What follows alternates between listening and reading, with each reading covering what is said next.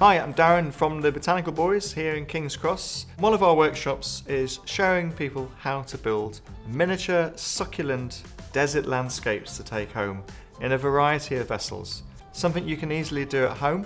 Perhaps you've got an old plant pot hiding under the kitchen sink, and pull it out and I'm going to show you how to make it very pretty and beautiful for your home.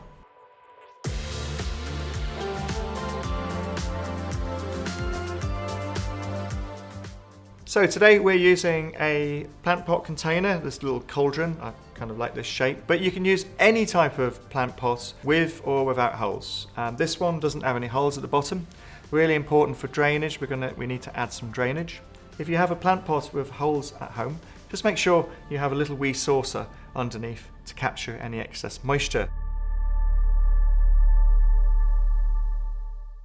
So we've added a fairly thin layer, about a couple of centimetres worth of clay pellets, or you can use gravel stones at home, but if you use gravel instead, remember it just adds a bit of extra weight. I like using clay pellets because it's nice and light and airy and fluffy to use, very easy organic material indeed as well.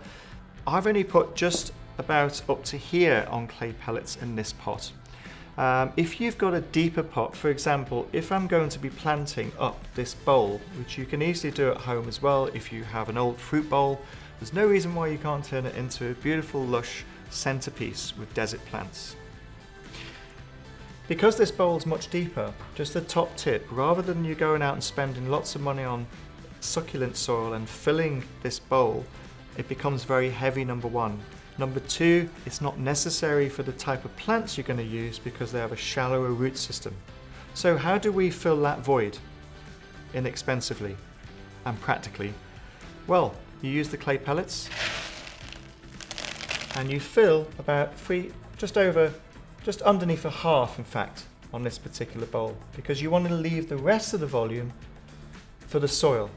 If you look at the plant pot, that's the amount of soil you need. Use your plant pot as a measuring guide. If you're not sure how much depth of soil you need, then just take a little bit of a measurement from the actual pot itself. And that will be the line where you stop with the clay pellets underneath. Okay.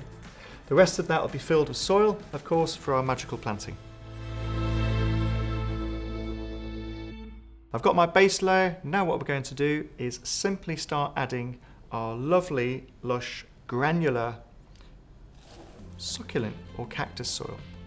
Now, what's the difference between succulent soil and normal houseplant soil, you might be asking? Well, you can use normal houseplant soil, but you have to add a few more ingredients. But to make this simple, as a nice easy project for you, go and buy a bag of succulent soil and it'll all be pre-mixed for you. It's got stones, it's got sand in there, perlite, which is like a type of volcanic glass, and it just helps break up the heaviness of your normal plant soil, which is there for holding moisture, as opposed to cactus soil, which is supposed to allow moisture to pass through the grains because it doesn't want to sit at the base of the roots of the plants, because that's how you kill succulents. With succulents, guys, you only need to water these little fellas once a month. Yes, you got it, they thrive off neglect. That's a good answer for a lot of people out there who struggle with houseplants. So it's going to be a fun project. So the next step, we're going to add our succulent soil. We just literally use our hands and sprinkle in, makes a lovely granular sound, up to at least a centimetre from the top of the pot, including if you're using a large pot, as we demonstrated earlier. Leave about a centimetre or so from the top, because when we dress it afterwards, we don't want to have any waterfalls of granular stones falling off the top afterwards. Okay, so very important, and it will all become obvious when we get to that stage. Just keep adding the soil. It's very, very sandy, it's very, very dry soil, but that's absolutely fine for these type of plants, folks. Okay. Now, I've added a little bit of soil in the middle, because I wanted to be a little bit creative today. You can add a little mound in the middle, just to give a little bit of height for one or two of your succulents. But the rest of it, as you can see, it's just come underneath the ridge of the plant pot and not overspilling. So that's your soil. Now, before we plant, of course, we need to choose the plants that we love and we want to place in our garden. Now, I like planting in odd numbers. It's just easier in design, it's easier on the eye. So I would say at least or maximum for this size plant pot, you see it's no bigger than my hand, almost just a little bit smaller than my hand, about 3 small succulents in these tiny little pots here. So I've got a couple of aloe veras, a couple of pea pillias here, and a crassula. These things grow large, by the way. They're like big crassulas if you repot them in bigger pots over the years. But don't worry about your plants going too big in these. If they ever go too big, you can always replant them in the future, but they will take a long time to grow, by the way. So I've got my 3 plants. What you can do for a little bit of look and feel, a bit of texture, I might just put the big, tall, spiky one in the middle, and I might want to overhang this crassula on the side. Don't worry, I'm not planting, I'm just placing at the moment to see where I would like my plants to be. And this little pea pillia here just on the side. Now you can either do this type of design, you can put them in a quadrant or group them together like so. You can do whatever design you want. It's your garden, there's no strict rules. All I say is don't overcrowd it, 3 is enough. But if you've got a big garden like this, you can choose different sizes, different trailing plants. You can be really, really creative, and big rocks as well, which will come on at the end. So first and foremost, just make sure you've got enough soil.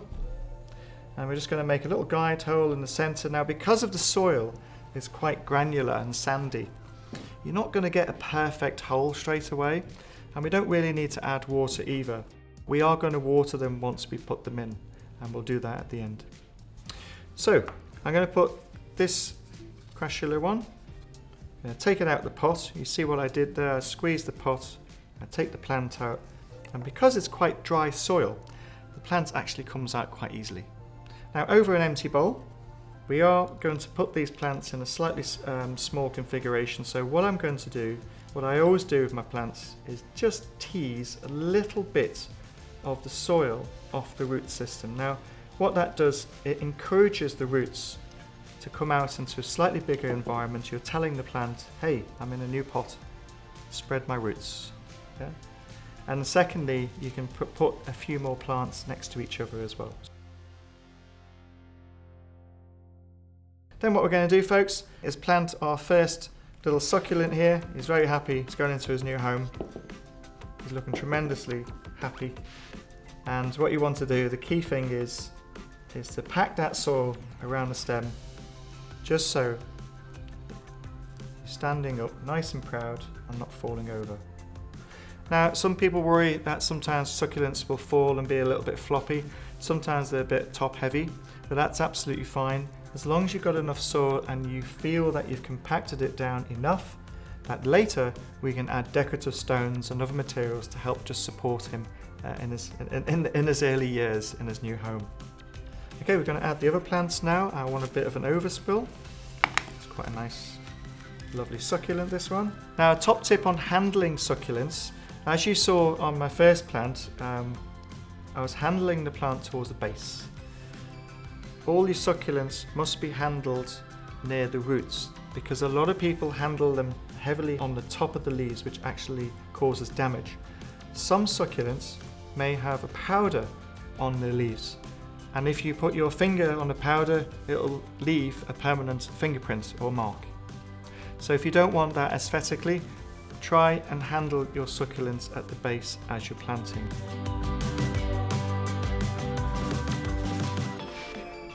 The second reason for not touching your leaves, it keeps them clean. I mean, sometimes the soil, right, it can get inside the plant. Now, if you get soil inside this little aloe here, use your brush and just literally just brush them out before you plant it. It's a lot easier. Do it now whilst you've got the chance, because it can be a bit annoying if there's a bit of soil stuck in the leaf system. What we're going to do next, of course, dig another hole.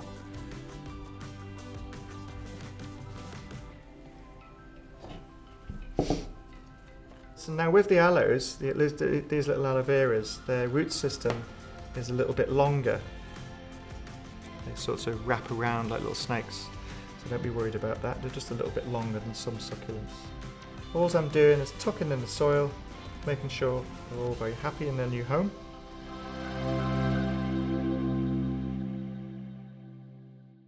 And because we planted the soil up about a centimetre from the lip, what we can do now is the final touches by decorating and bringing this into a desert landscape and giving it some character.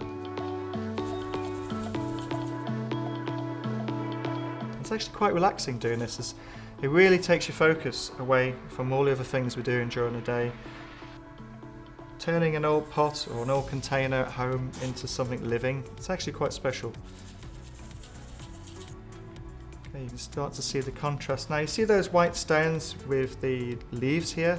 There's a nice little matching contrast there as well. So always look at your plants. If you've got some decorative stones or sand, look at the plants you have and try and match them as well, so you've got a little bit of contrast as well as the pot. The pot's the most important as well. It will also help you finish off decorating if it matches. Okay, just to finish off on that side, we've got some lovely decorative stones, almost the same sort of texture as the plant pot. And all I'm going to do is literally pop this in. Now if you've got little plastic characters or little toys and things like that, it's a really lovely project for your kids to do on a Sunday afternoon. And it's a great way to get them engaged in nature.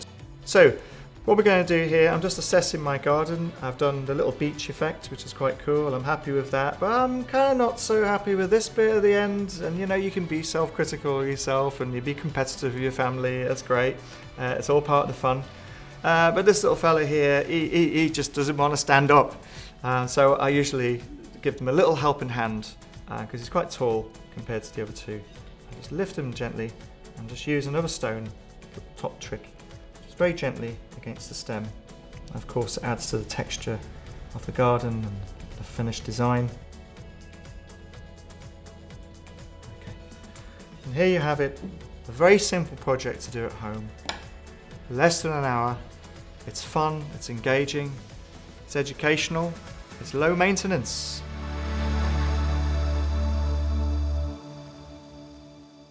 So when it comes to watering, I've just planted it, so it needs just a little bit of water just to settle in the first few weeks. I always go around the crown of the plant.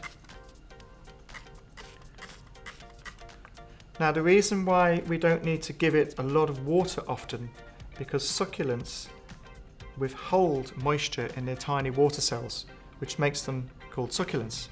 They are from some of the most arduous places on planet Earth, places like deserts, hot countries, Mexico, South Africa, Australia. These guys learn to survive in dry conditions, but they're the most beautiful plants on the planet as well. So they can withhold long periods of drought, which is what you have to do at home to try and emulate those conditions. So please guys, don't water them huge amounts, only every 3 to 4 weeks on average in our houses in the UK. Okay, so that's all I'm going to give it, just a few squirts, that's all we need to do. And because we've got a decorative layer of stones, the stones also help keep any moisture locked in the soil, and that will do just fine for several weeks.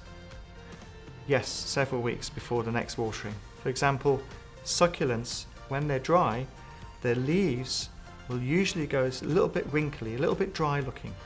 As soon as that happens, add your small little shot glass or your few mils of water at the base of the plant, or use your direct spray nozzle on your sprayer on the base. So, top tip guys, just a recap. Use a nice drainage layer. Use a good quality cactus succulent soil. Go and support your local garden centre and buy some succulents, or come to Botanical Boys, we can also provide them for you as well with the advice. Get some decorative stones and a little water bottle, and any container will do. As long as you've added those materials, you should have a lovely desert garden to enjoy, hopefully for many years to come. So get rooting those cupboards and filling those jars and containers and turn them into something magical. So if you really enjoyed this video today guys, please give us a like and follow us, and we'll see you soon.